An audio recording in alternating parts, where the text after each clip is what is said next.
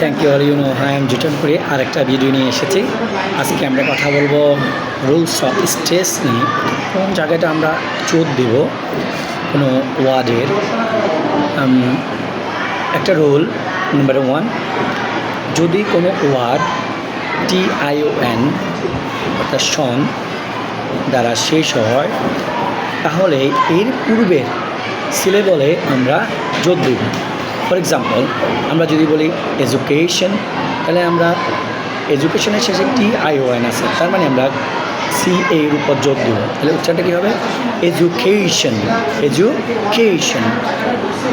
এর উপরে আমরা ওয়ার্ড আরও বলতে পারি activation, activation, activation, activation.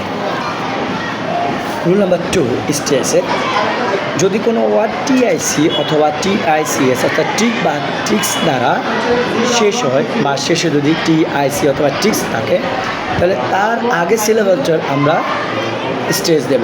For example, phonetics, তাহলে ফনেটিক্সের আগেই পরে এবং TICS রয়েছে, তার আগে রয়েছে অ্যানি, অর্থাৎ অ্যানিতে আমরা স্ট্রেস দেব। For example phonetics, phonetics. আরও উদাহরণ দিতে পারে আমরা ম্যাথামেটিক্স, তাহলে M এর উপরে আমরা জোর দেব। নাম্বার 3, রুল নাম্বার 3 স্ট্রেস দেওয়া, যদি কোনো ওয়ার্ড LOGY দ্যাট মিনস লজি দ্বারা শেষ হয় তাহলে তার পূর্বের সিলেবলের উপর আমরা স্ট্রেস দেব। যেমন biology, biology, biology, biology, biology, psychology, psychology, psychology.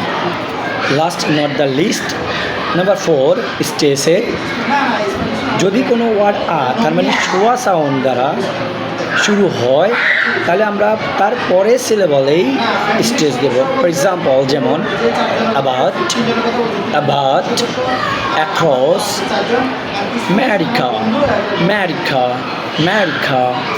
Thank you all. এই হচ্ছে আমরা 4টা রুলস স্ট্রেসের। আরও অনেক স্ট্রেস এর রুলস নিয়ে আমরা কথা বলতে পারবো নেক্সট কোনো ভিডিওতে। ভালো থাকবেন।